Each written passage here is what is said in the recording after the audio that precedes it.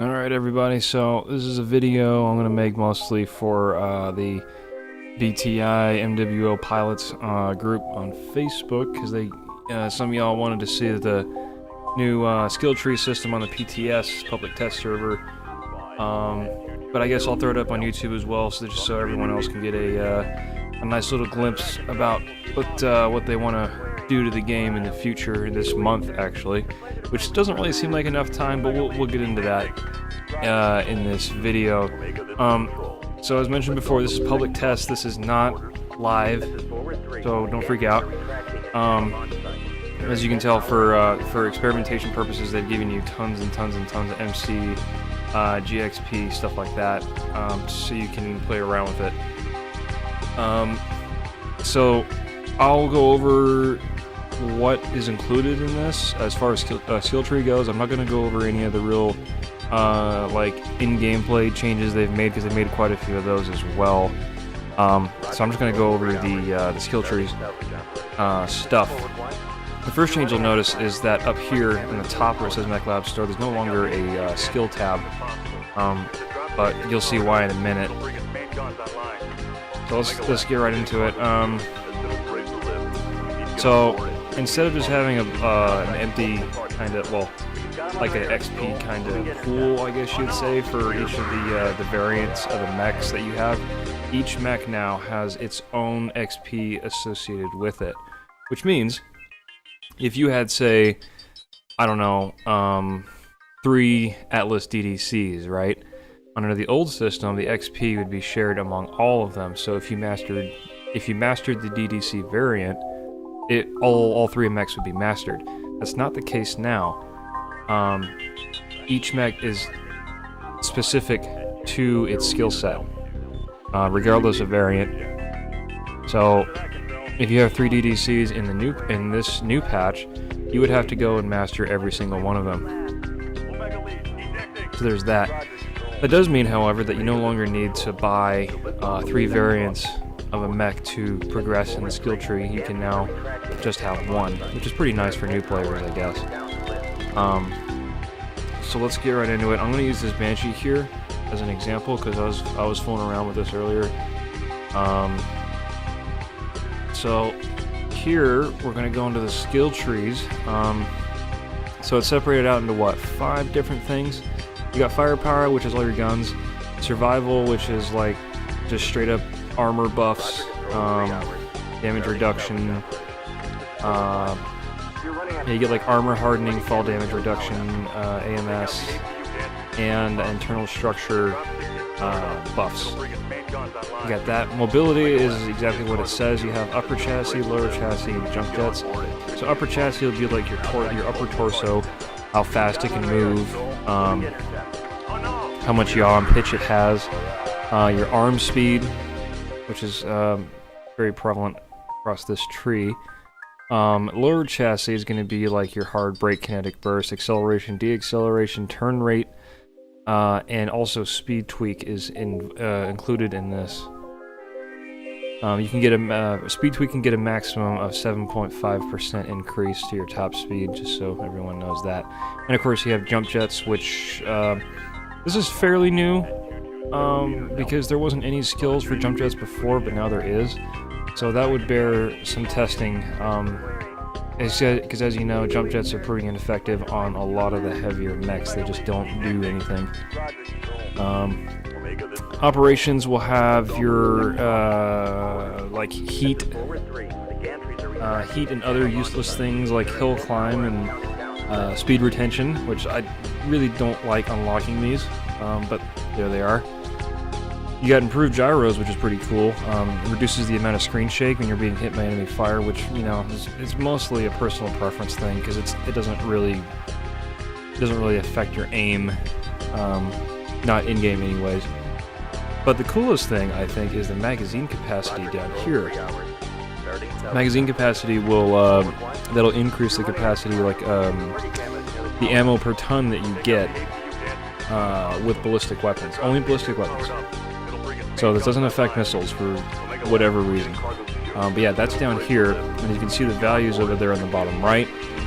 You know, some of them can be pretty generous. It may or may not make the difference between if you take a full ton of ammo or a half ton of ammo, or if you shave half a ton off here and there, you know, squeeze in that extra little bit of ammo just to make your build work. So that may be something that you'd be interested in.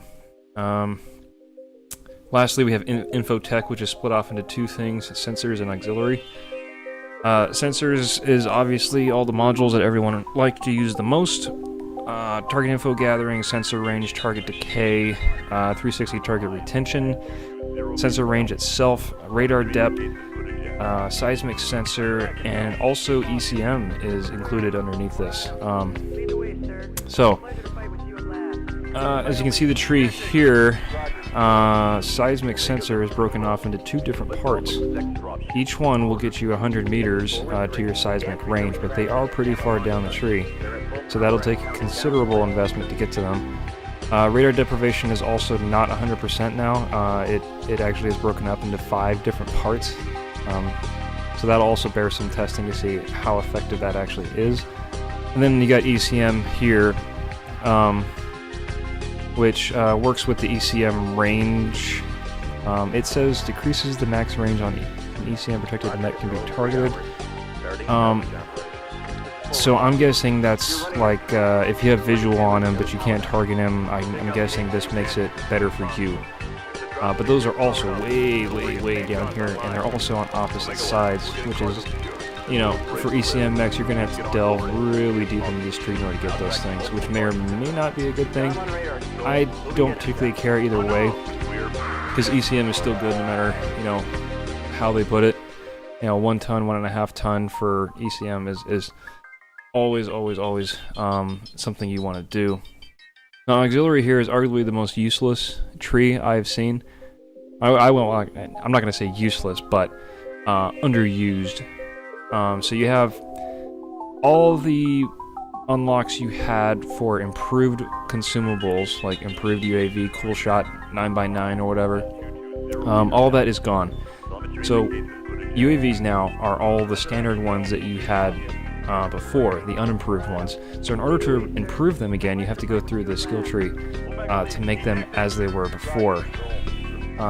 Which, honestly, to me, with only 91 skill points able to use, and each of these nodes taking 1 all across, I don't really see a point to use any on the auxiliary, unless you really don't care about having the other stuff over there, but that's more personal preference. But I personally would never invest any points into this, unless I had a build that was dedicated to, I don't know, narking someone. Maybe some locusts will find some use for capture assist, but overall I find this tree to be pretty bad. So yeah, that's the skill trees that you have.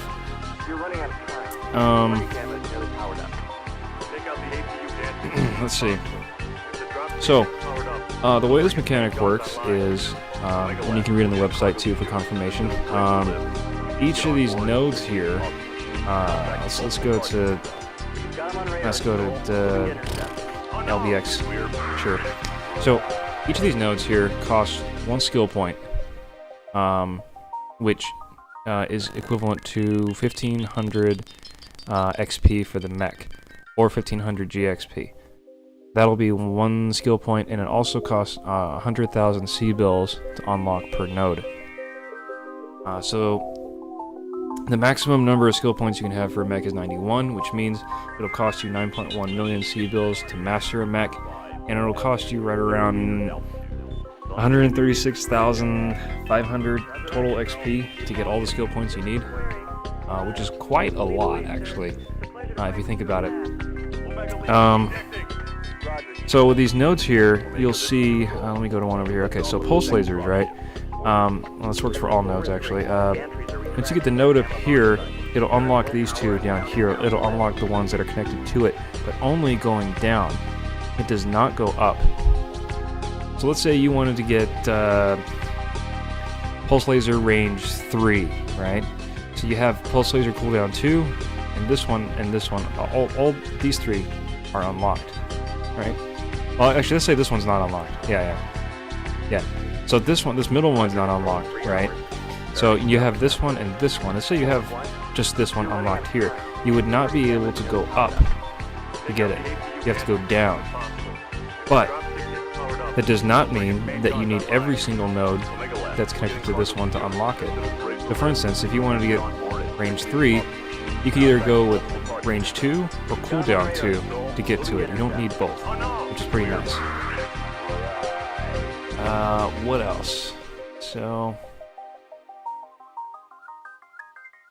yeah, so each of these trees will vary slightly for the weapons. You know, it'll be the usual things you're used to, like cooldown, range, spread, stuff like that, velocity, all the things we're used to. And that's basically it. As far as usefulness goes, I'm kind of inclined to put only 1 or 2 types of weapons on a mech, because if you look at this, it's just 91 skill points it's not enough really to spread out and make it worthwhile, because I end up spending, from the way I look at it, I spend most of my points in defensive because I want to live as long as possible. I spend most in lower chassis because I like to be maneuverable, and I always spend a lot of mech operations too because it has the all-important heat management, cool run, heat containment, and stuff like that. Very, very important. And for sensors, of course, everyone likes Seismic Sensor and radar depth, but the value of that will be heavily considered, I guess, in the new meta, if this skill system actually is implemented as is. So when all's said and done, invest all these points in here, and there's a lot of nodes in here I really don't need or want. You're not left with a whole lot for firepower for your weapons, so it really calls into question what you want to prioritize first. But on a whole, it seems you really want to only have 1 or 2 weapon types, which to me kind of kills the whole customization aspect of this game, because if you have it, like with me anyways, I like to change out loadouts on my mechs quite often. You know, usually every 1 or 2 matches, I'll just try something different, just to keep it interesting and fresh. But with this setup here, it kind of limits you, which gives me even more reason to invest in trees that are not weapons related, because all these ones that are not weapons related will be there regardless. They affect every mech the same. You know, it allows me more flexibility with my weapon systems and not have to put my skill points towards something I'm not going to use. So with that, you can reset this the skill tree. You can refund individual nodes. You can refund with civils or MC. But I don't really like that aspect either.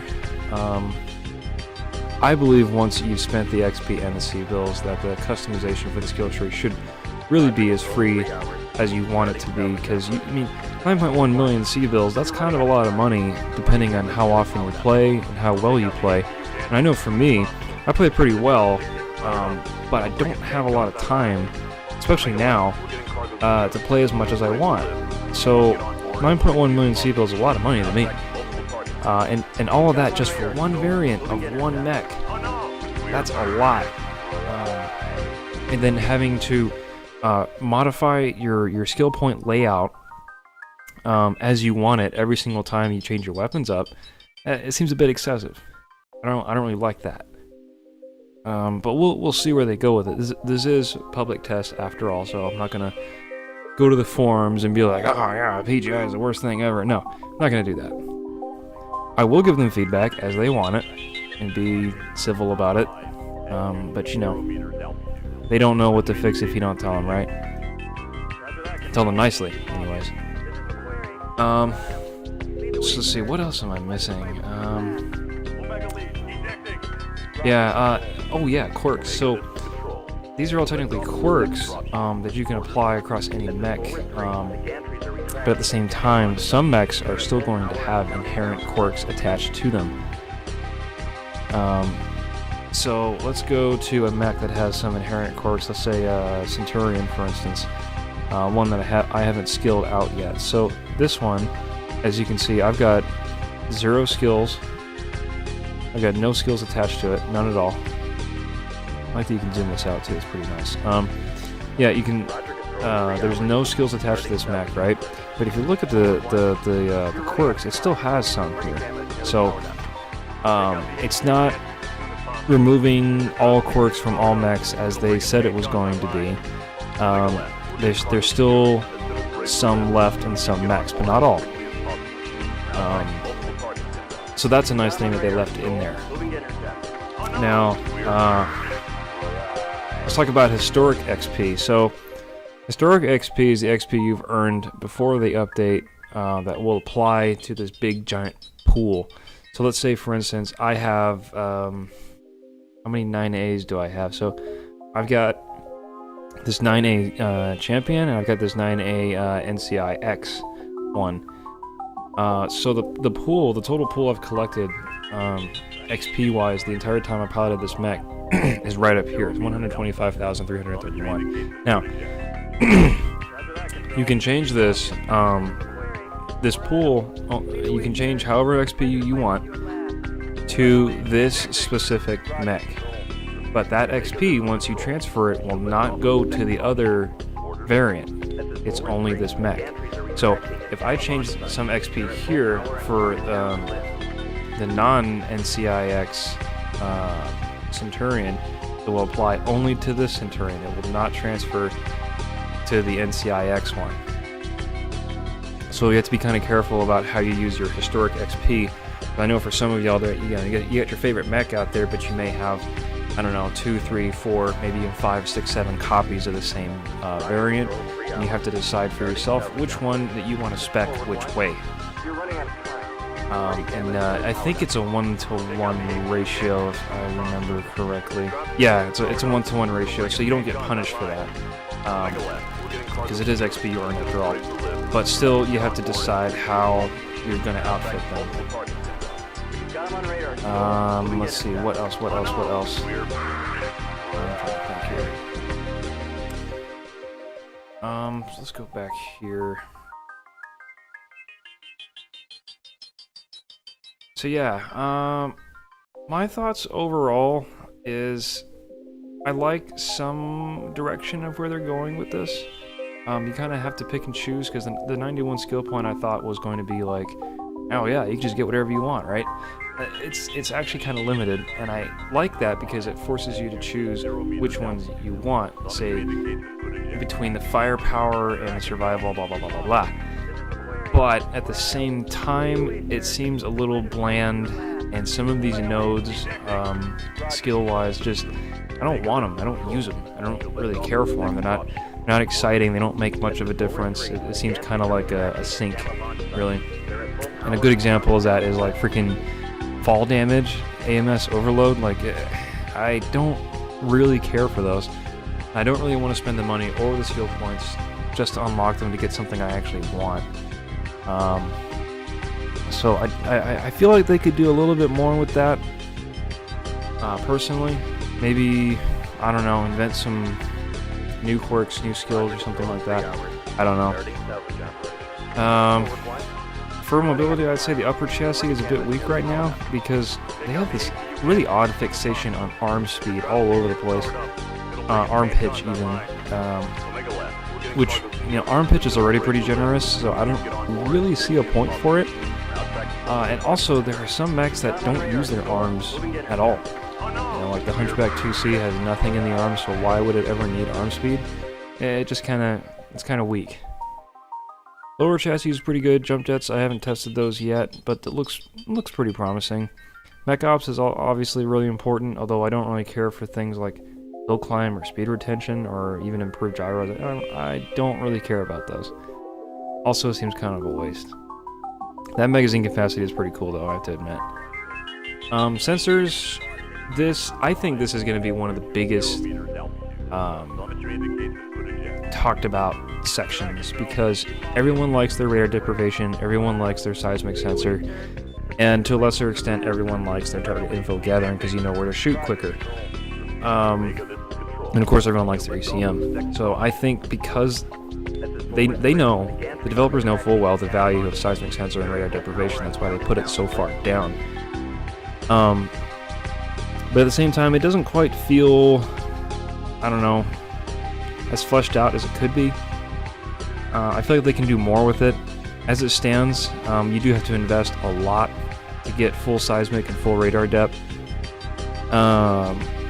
Which is alright, because that stuff is kind of overpowered in some cases if you don't know how to fight against it. And the ECM thing, I'm kind of half and half on it. I wish they had stopped messing around with it, but at the same time I also realize how good it is, for how small of equipment it is, and how light it is as well. You know, like, you probably never take a Beagle probe over an ECM, you know? It's just nature of the beast, I guess.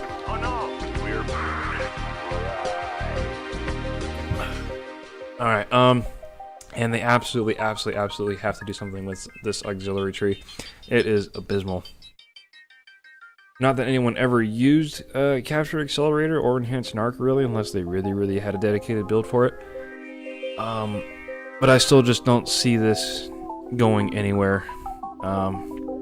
They have to do something with it.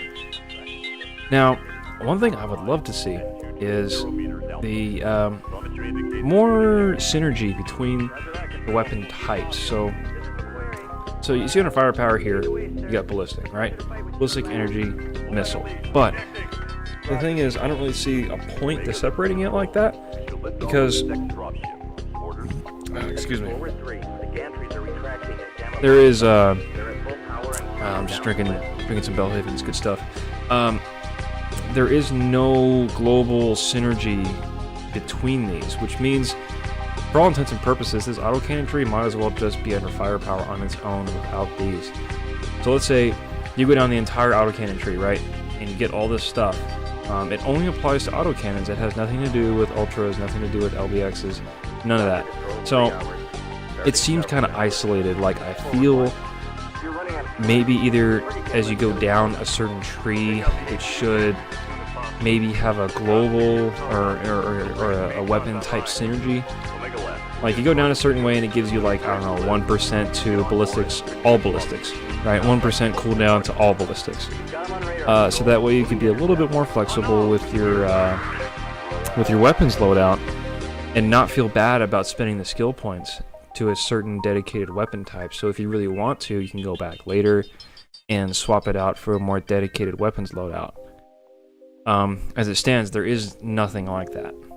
So I wish there was some kind of synergy like that. They'd give you little bonuses as you unlock certain things, and if you want to go take a step further, let's say you spread it out.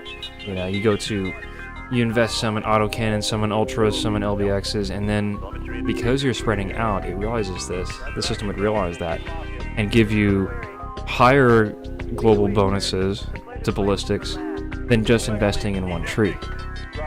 So that way, jack of all trades builds, like you see in lore, wouldn't necessarily be so terrible.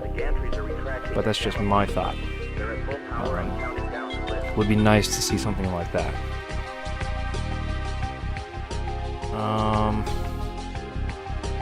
Oddly enough, there is no machine gun or flamer tree, which is interesting because I think the machine guns and flamers actually did have some modules associated with them. So maybe they'll add that in later. But I mean, nobody really uses them, but at the same time, it would be nice to see something like that. So, there's that. I'm trying to think what else.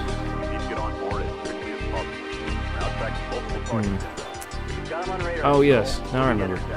So, going back to some of these nodes and what they do, I kind of wish there was an ability to have more specific quirks or nodes to choose from, in the sense that, let's say there's a certain mech that has a really large hit box for the left and right torsos. Let's take the Bushwhacker, right? It's got freaking huge side torsos, and instead of having just a blanket armor hardening plus 4%, now what if you could take that and say, well, I don't want it all across the board. Can I just focus it on a certain area, for instance? So you'd have to choose like one or the other, you know? Now, of course, you'd have to control this in some way, some amount, so that way everyone's not just stacking on huge pads of armor to side torsos and center torsos, because, you know, that's the #1 cause of death is side torso, center torso, right? So you kind of have to prevent that, or prevent it on certain chassis, or even prevent it on certain variants, right? So let's say you had a variant that you really you want it to be tanky. At least in lore, it's very tanky. Like, let's say, take the Thunderbolt, for instance, right? It's renowned for having loads and loads of armor.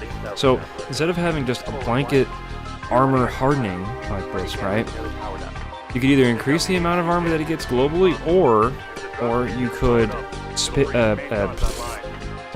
you could pick certain parts that you want to up armor, or add more internal structure, or reduce the crit chance for a certain component, something like that. Like, this defensive skill tree could be so much more than it is now. You can get rid of crap like fall damage and blah blah blah blah blah, stuff you don't want, right? You could do so much more with that. But if you restrict it to certain variants, certain chassis even, you can really create roles, more defined roles for mechs. So you'd have mechs that are, say, maybe they give you a free node in the firepower tree or something, to encourage you to go down that tree, so that way you stick more to the lore intended weapons. Now, it's kind of like quirks already, but it would involve the skill tree a little bit more and give it, I guess, a little bit more depth and customizability, rather than just having blanket stuff like this that I don't know, it's a bit bland, you know, if you know what I mean. So if you can do that, have certain variants that are better at certain things, that have different skill trees maybe, or different options for the skill tree, especially under defensive, that would be, I think, a better direction to take the quirk system to give some of these mechs more defined roles. But that's just what I'm thinking. You know, I just think it'd be cool. But maybe in reality it'll work out a little bit different than that if something like that was implemented. Anyway, that's just my thoughts on that, on this the skill tree stuff. I do believe overall there's a lot of work that needs to be done, but at the same time, I'm not overly in favor or overly against this change. It feels more like a side grade to me, although I really feel like they should tweak the numbers quite a bit, because that is a lot of freaking XP to get 91 skill points. I mean, 136,500, that is a lot. Considering on most matches, even with premium time, I'm getting maybe, you know, like 1,500 to 2,000, maybe 3,000 a match, if I'm lucky. So that'll take you quite a while to just master one variant on one mech, you know, and then you have to be sure about what you want to do with it, because to refund this later, it's going to cost you even more, and I don't know, it seems a bit restrictive when it comes to customizing things, which is, you know, it's half of the fun in this game to customize your mech and outfit it the way you want.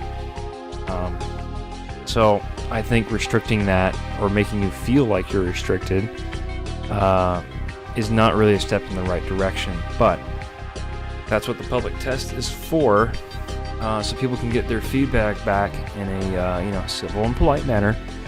You don't need to go out and send death threats and shit like that, because that's just it's not how you would talk to somebody in real life, you know? So yeah, that's my thoughts on it. Hopefully this was pretty informative and give you a glance into what this huge change can do or will do to the game once it comes out, if it comes out. You know, I'm looking at you, Angry Draw. So yeah, there's that. There were some other changes that came with this PTS as far as combat side is concerned, but that is not the scope or intention of this video. I just wanted to show off the skill tree here and give y'all a glance into what it is and what it does. So, yeah, give it some thought. You know, give the devs some good feedback. Really take some time to sit down and think about, you know, what all this stuff means, what it can do, and as always, be civil with them, be nice, you know, have constructive feedback. You know, never hurts to be nice. So that's that.